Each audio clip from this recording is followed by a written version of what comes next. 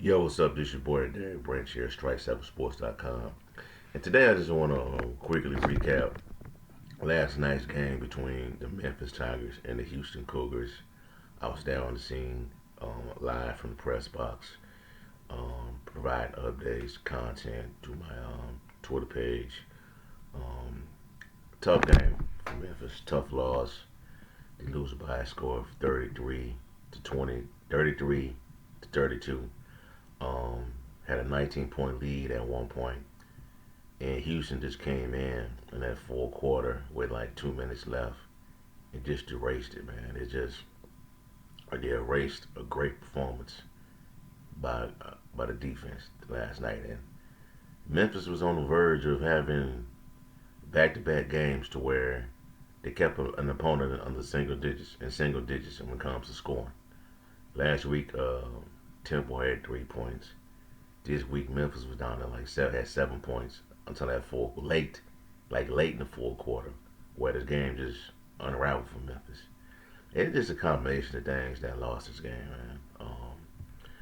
At one point, that the touchdown pass from Gabriel Rogers to Asa Martin, Silverfield decided to go for two in that game, and he missed. They didn't get the conversion because pressure was in the wide receivers' face on Jalen Ivory. So they didn't get the 2 point conversion. It was 26-7. They kicked the ball off to Houston, and I believe, yeah, at this time, that's where they ran it back for a touchdown. Memphis got the ball back, couldn't convert on first down, third down, so they set up for a field goal. Houston got the ball back again, I believe, and that's another touchdown. Well, by the Tank Dell, their star wide receiver, who was also expected to be a top draft pick. Not top, I won't say a top draft pick, but um, expected to go in the probably the first or second round of the next year's NFL draft.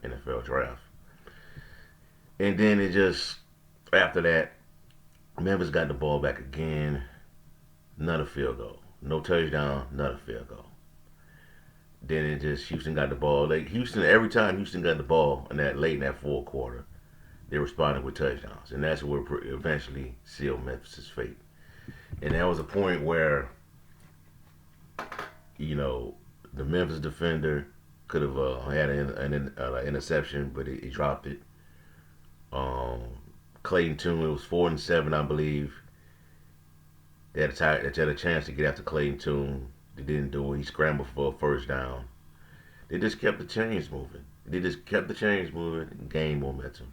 And this was like a national story after last night because it had got national attention after the end result of this game got national attention. You see here, it made Sports Center.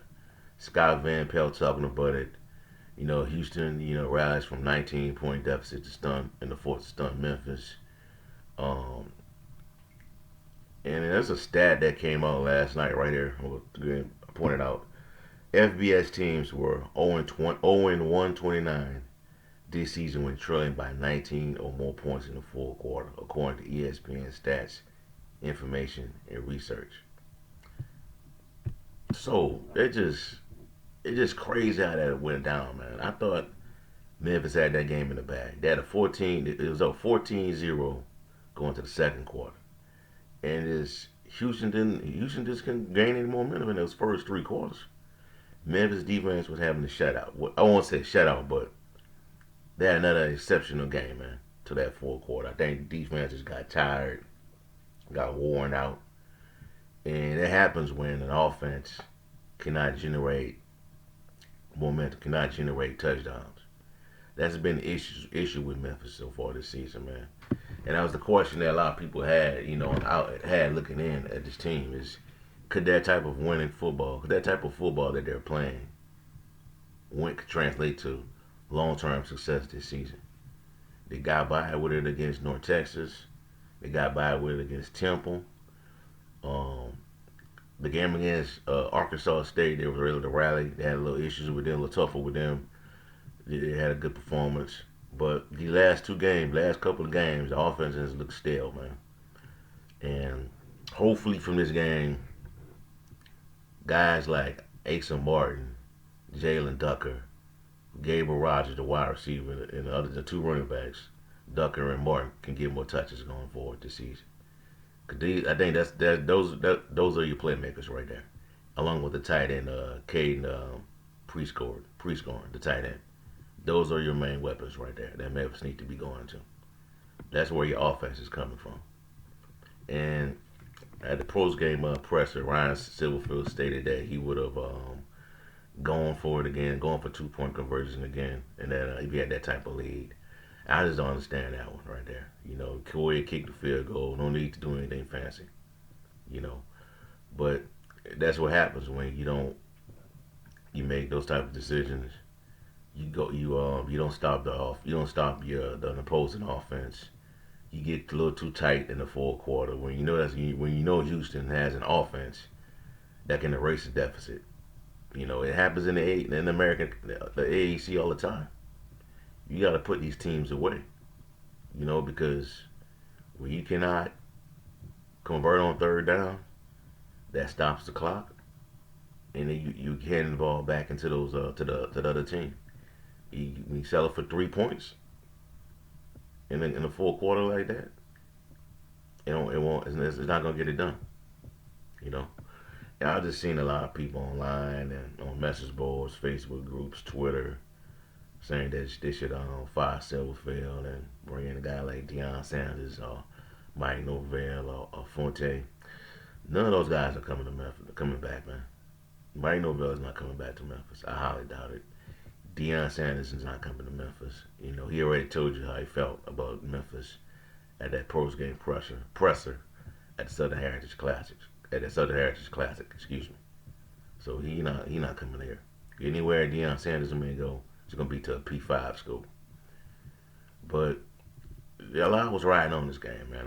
When the season started, before the season started, when the schedule came out, I pointed to this game and I was like, this is the game that where you get your respect, to where you get back in the good graces of fans, the fan base, till you get back to that level, that 2019 level of having a packed crowd, 44,000, 50,000 people in the stands.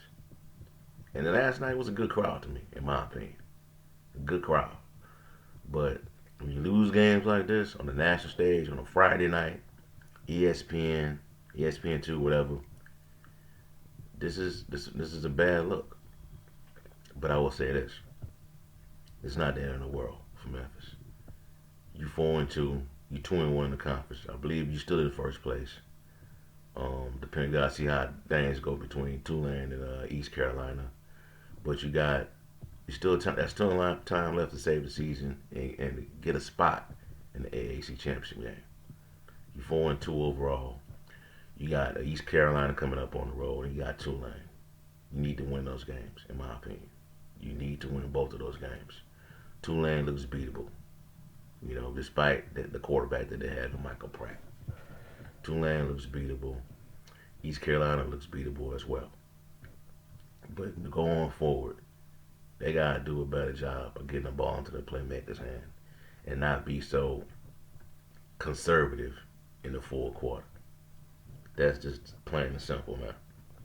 You gotta be a little more aggressive when you play these type of games.